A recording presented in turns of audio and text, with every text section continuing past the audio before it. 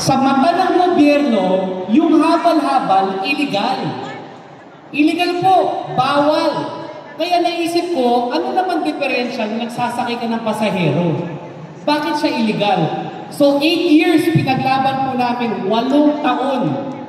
Pumunta po ako sa kalye, umabot ng korte hanggang Korte Suprema, hearing sa Kongreso, hearing sa Senado, at naisabatas at nagawa po namin legal yung habal-habal. Pero hindi kami tumigil doon. Dahil kahit legal yung habal-habal, ang tingin pa rin ng gobyerno sa kanila, informal. Anong ibig sabihin nito? Wala silang accident insurance. Pag may pasahero na aksidente, walang habol. Wala silang health insurance. Lahat ng mga benepisyo wala. Binigay po natin yon sa Angkas Biker. At tapos po nyon, nag-usap po kami ni Yorme. Kilala niyo po ba sino si Yorme? Idol ko po yun. Bagamat siya po yung naging artista at politiko, sinusundan ko po siya. Uunahin po natin yung politika at mag-artista ako magtapos. Pwede po ba yun? Okay. So, sinabi po niya sa akin, alam mo George, ang dami mong ginagawa na magagandang bagay para sa Angkas Biker. Kung tuloy-tuloy mo lang gawin yan para sa kumpanya mo, kung tuloy-tuloy mo lang, hindi yung Angkas lang yung magbebenepisyo. Sabi ko, oo nga no? Paano yun? Kinausap ko po yung mga tricycle. Sino nang sumasakay ng tricycle dito? Sino po may kilala ang ninegosyo ng yung tricycle insured? Yun po yung ating layunin. Yun po yung gagawin natin. Bigyan natin ng benepisyo lahat ng magkagawa, keso empleyado man o hindi, pantay-pantay lahat sa mata ng gobyerno. At ang sabi po sa akin ni Yorme, simple lang. George, Mr. Angkas, tutulungan kita sa Maynila. Isa lang yung pangako mo sa akin. Sabi ko, ano po yun, Yorme? Sabi niya, ang pangako mo sa akin, kahit anong mangyari, hindi mo papabayaan ang pinakamamahal ko ng mga senior citizens. Yan po ang sinabi sa akin. True story yan. Kaya po nandito ko ngayon, nagpapakilala sa inyo. Kasi gusto niya po, magpakilala ko sa inyo para maihandog ko po ang serbisyo ko, pati po sa mga senior citizen. Alam niyo po, ang isa ko pa pong kaibigan na matalik, si Crystal Bagatsing, may tatay po siya. Kilala niyo po? Sino po? Amado Bagatsing, napakagaling naman po ng ating mga senior citizens dito. Alam na alam po nila yung Maynila. Ano po yan? Mentor ko po yan. At simple ka.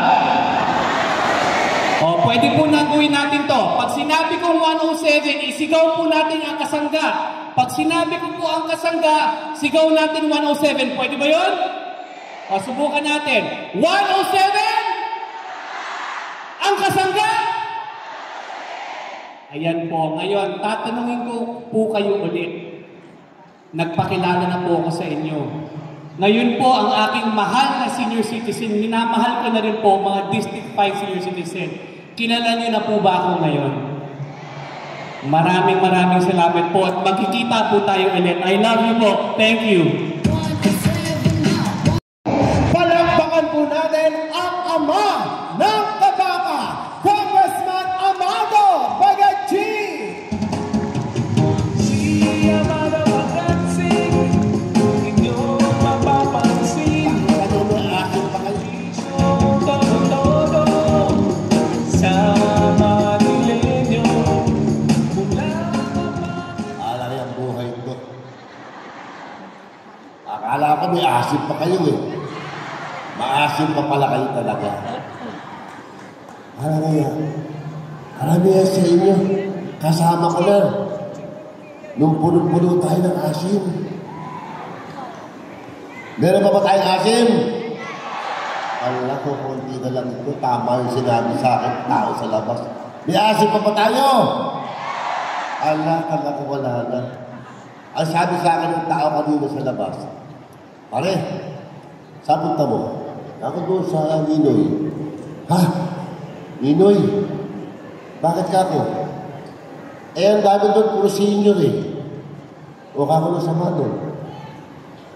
Mga senior na nagtatrabaho sa BIR. Ano nga kung BIR?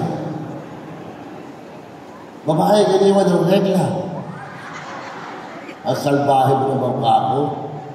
Tinignan ko siya. Tinignan ko siya mabuti. Masama ka naman kako mga tiyaw. Para mo sinasabi, menopause yung mga tao pupuntahan mo. Ikaw ba kako? Anong tawag sa'yo? Tingin siya sa akin. Ikaw kako, kung sila ay menopause. Ikaw kako, pare ko, kinapos. Tama ba yun? Akala nyo kapal ng mukha? Alam ba hiningi sa akin? Sabi niya, pare, alam mo, senior rin ako, pero hindi naman ako talagang senior na senior. Marami kayong binibigay, sabi niya yung mga politiko ngayon, marami binibigay. Namimigay ng Losartan, namimigay ng kung ano-ano, mga maintenance, namimigay ng salamin. Bakit gano'n, sabi niya? Bakit di ka nabigyan senior din ng kondom?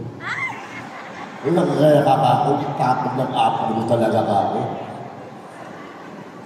Eh kako, kaya mo ba kondom? Hindi, pwede naman sa akin, sabi niya, bayagan na. Bakit? Ano yung bayagan na? Actually, ginagamit ko. Gamot yun. Para saan? Para maka-jingle ako. Anyway, magandang hapon, mga kakosa. Sabi ko kanina, noong araw, magkasama tayo, bata pa tayo pare-pareho. Maswerte tayo. Hanggang ngayon, magkakasama pa tayo. Okay ba yan? Alam nyo, kayo sa bukid. Ewan ko may iba sa inyo kung inabot pa yung kalabaw dyan sa bukid. Bakit ko hindi makakalimutan ng bukid? Saan ako, nung ako'y una nyo tinulungan maging congressman. Diba? Una pa yan. 1987. Diba?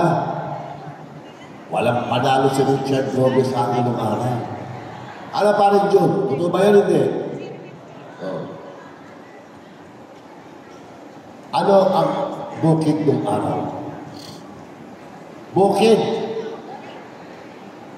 Nagtataksi ka, kasabihin mo, sa Randes Bukid, dadalhin ka sa Diamante. Ha? Hanggang doon ka lang. Ayaw ka na ihatid sa loob. Bakit? Eh baka pagpasok ko ng taxi niya, pagdating niya sa Teheran, gula. May kalabaw pa dyan nung araw eh. Kaya nung ako'y inyong tulungan noong 1987, saan ako sumumpa? Sumumpa ako bilang bagong congressman. Punong-puno ng asin. Poging-pogi. Saan ako sumumpa? Lahat na kasama kong congressman sa mga maestrado sumusumpa. Si Amado Magatsing sumumpa sa Sases Health Center. Yung mga nandiyan pa kasama ko, kung nandiyan pa kayo, paramdam kayo. Wala na. Ibig sabihin, ay, marami pa rin pala. Sipin mo, Sases. Pumasok ang kotse mo, Mercedes, pagdating mo sa Sases, Volkswagen na lang. Dahil puro oka ang daan doon. Pero, sabi ko sa tatay ko, meron tatay ko doon. Ako pa, saka sa nanay ko, dito ako susumpa sa Sases Health Center. Bakit sa Sases? Ayan lang mga nakalaking area kung saan pwede akong sumumpa ako at maimbita ko yung mga kabarangay dyan. Sumumpa ako sa Sases. Sira-sira ang daan. Kanino ako sumumpa? Ay mga kasama ko sa mga maestrado, si Amado Magatsing sumumpa sa isang barangay chairman. Taga-Zone 86, sino Zone 86 dyan? Ayun, kukunti na nakakakampi ko doon. Zone 86? Di ba yan ang Zone 86? Okay. Kanino sa Zone 86? Ewan ko kung naalala pa nyo si Chairman, si Olandesca. Dito pala sila. Abogado siya. Sabi ko, Per, sa'yo ko susumpa. Nanginginig siya. Ngayon lang ako papasumpa ng congressman, sabi niya. Pare ko, chairman ka. Sa'yo ko susumpa. Doon ako sumumpa sa Congress booking bilang isang bagong congressman. Yun ang commitment ko sa inyo nung araw. Samahan niyo ako. Tayo ay gagawin natin ang bihig. Kaya nung ginawa niya nga ito, pinagawa ka na dito ng kayo na Maloy at Israel. Bakit? Para pumasok ang traffic at ang pulis sa loob. Tapos nung nagawa yan, lahat ka ng kayo doon. Isa lang kayo hindi na ipagawa, yung koran. Mula sa may Estrada at ayon hanggang Maloy. Bakit? Pinagawa pa na ng tatay mo na Congressman Presidente doon. Pero bukod doon, halos lahat 90% ng sa Congress ay pinagawa ko lahat. Gusto ko pumasok ang sibilisasyon, magkaroon ng kapayapaan at kahilikan. Yung araw dyan, ako ng Estrada Onyx, kaya ako bubuhay. Di ba kamamahan ka sa video dito? Sumpakan ng sumpakan niya. Tama ba ka rin? Ito nila. Lumaraw dyan, doon sa barangay Pacheco at sa Lourdes, may mga andamo pa. At mataas yung andamo, may mga taas mula doon. Lahat ng mga kasama ng politiko, nahulog doon sa kanal na yun. Si Amado lang ang hindi nahulog. Ngayon, salintado na rin. So mga kasama, matagal tayo na kasama. Matagal nyo ako talagang sinuportahan. Ramdam mo ang pamahal nyo. Ramdam naman nyo ang pagbabago sa inyo. Diba? Gumawa tayo ng programa na hindi mo na kailangan kamaka mula kapangalakan hanggang ulit at ulit. Pero kayo, huwag nyo nang pag-interesan ang huling halimuan. Huwag na. Babalik kami sa inyo. Bukas na ang klinika ng kabata. Bukas na para sa inyo lahat. Sa kabila ng siya ay nagsara ng tumawag kalahating taon, pinausap ako ni Yorme, pare, buksan mo na ang klinik mo. Bakit ka ko Yorme, wala ako sa pwesto? Tsaka kung kami hindi na gusto ang servisyo ngayon. Sabi niya, babalik ako bilang mayor. Bumalik ka rin na congressman. Pero buksan mo muna ang klinika. Bakit ka ako nagmamadali sa klinika? Wala naman ako sa pwesto. Paan ka ko yung klinika na yan? Walang pera ng gobyerno dyan. Lising kong tuloy, walang pera ng gobyerno dyan. Magkano masabi na pinagastos ko dyan? Bago magsaraka ko yan, mahigit 1 milyon isang buwan. Si Crystal lang, saka ako, at saka mga niniwala sa ginagawa namin. Ang tulog-tulog dyan. Wala kami sa pwesto, paano tulog sa kako yan? Kaya tutulong ako sa iyo. Ako, tulungan mo ako sa mga kaibigan ko. Mga kapatid, bukas sa Kabaka, October 21, 2024. Dahil kayo nagigis ko. Dahil mahal ka kayo, mahal din kayo ni Amado ng Crystal. Ang sabi pa ni Yorme, hindi ka ba naaawa sa mga senior natin? Bakit na ako? Bakit senior ka? Hindi, lahat na, pero lalo na sa senior. Bakit? Isipin mo sa health center sa hospital, pinag-o-online sila. Ang problema, meron ba kayong cellphone? Wala. Hindi ko natasabihin na kung meron kayo, wala ka lang yung cellphone. Ang masakit sabi ni Yorme, wala na cellphone, wala ko noon, miskin niya cellphone, hindi naman marunong mag-online. Eh, ano magyayari? Awawa. Kaya, nakusap po natin. 2DA ko, dalawa ang ating 2DA ko. Libre. Ultrasound. Ito, lumapit din sa akin ng mga kabakas, mga iba. Sir, buksan nyo naman yung clinic. Bakit? Eh, tama yung sinabi ko sa atin yung eleksyon. Pag hindi kayo nag-ingat, pag-clinic natin masasama kayo na kayo sa pwesto. At pag nagailangan kayo kako ng servisyo ng kabaka, lalo na sa 2DA ko, at wala kayong pera, echo lang ang magugulang. Magpapagod-kasawit kayo, wala kayong walang pera, sawit lang ang magugulang. Sabi niya, sir, nagkatotoo. Kaya ngayon, bukas ulit ang ating klinika, libre ang 2DA ko, libre ang ultrasound, libre ECG, libre ang X-ray kung may baga pa kayo, libre ang blood chemistry kung may dugo pa kayo. Dalawa kayo magkalala sa dugo, si Konsihal, Espiritu, Body, at si Mondo Lipangko, kasama ko sa krus na tulayan. Kung kailangan yung dugo, yan mga yan, makakatulong sa atin. Pwede na kayo magpalaboratory sa kabaka. Libre din ang laboratory. Libre din ang gamot. Libre din ang doktor.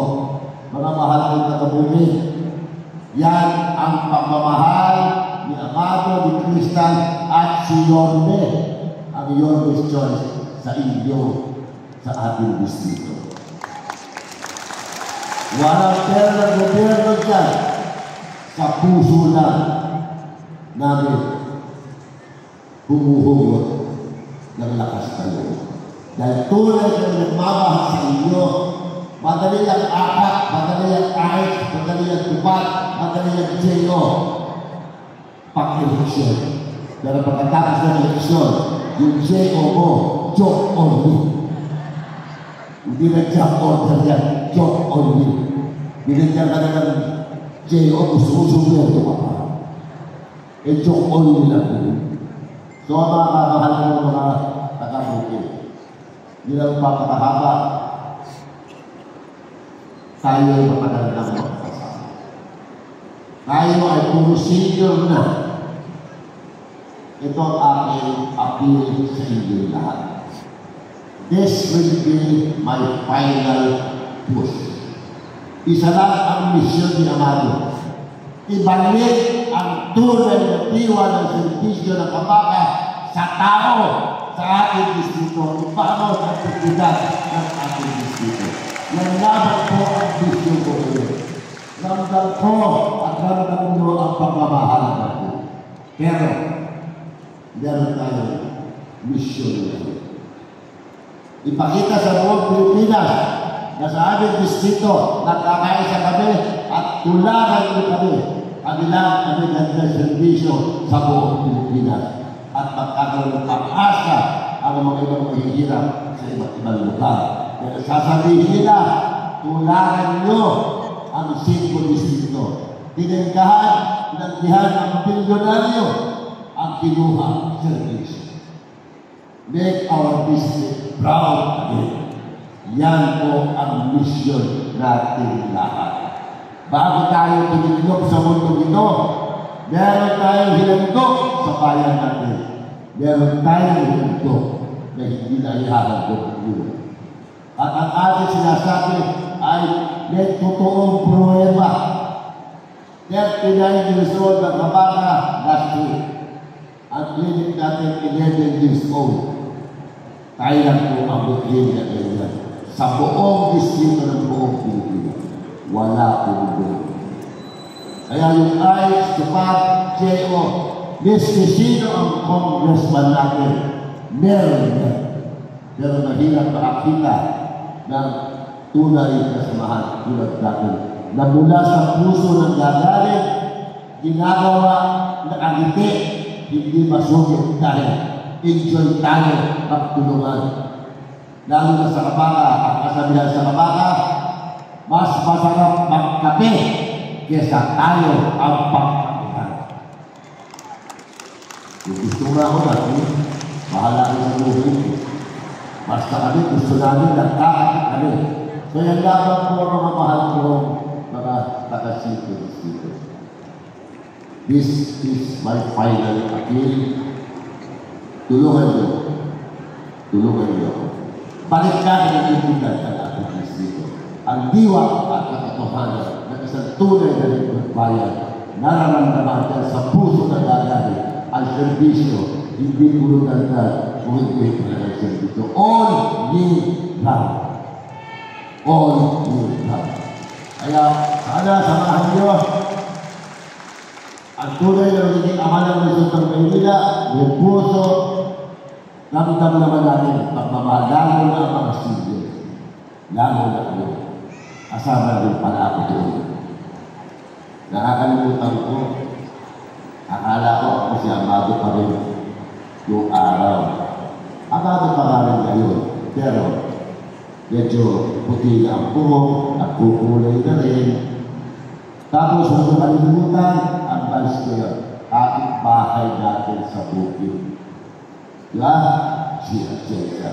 At itong ating na magigiting. There, I love you. Dali-tandaan. Diba? Borromeo Espiritu Hizon. Pagkatapos, Ignacio, Yalo, at Ipango.